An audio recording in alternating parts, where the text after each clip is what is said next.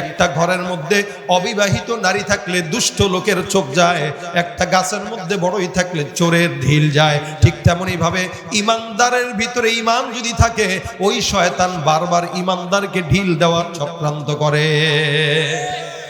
এজন্য রাসূল বলেন, এমন এক জামানা আসবে যেই জামানায় মানুষ সকালবেলা মুমিন, বিকেলবেলা কাফের, বিকেলবেলা কাফের, সকালবেলা মুমিন। হালত যদি এই হয়, তা আল্লাহ পাকের তো ভয় আছে যে ইমানদার ইমানটা বুকে নিয়ে যদি হুট করে শয়তানের পাল্লায় পড়ে ঈমান হারা হয়ে যায়, তাহলে তো মুশকিল। যার কারণে আল্লাহ বলেন, মুমিন ইত্তাকুল্লাহ ওয়া কুনু মা'আস সাদিকিন। তাকওয়া এমনি এমনি হয় না, সাদিকিনদের সঙ্গে থেকে হতে হয়। তাকওয়া এমনি এমনি হয় না, আল্লাহওয়ালাদের সাথে থেকে হওয়া লাগে।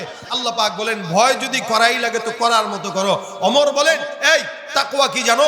একটা পথের ভিতরে মানুষ কাঁটাযুক্ত পথে নিজের পাওকে বাঁচানোর জন্য যেভাবে কাঁটা থেকে বাঁচিয়ে বাঁচিয়ে নিজে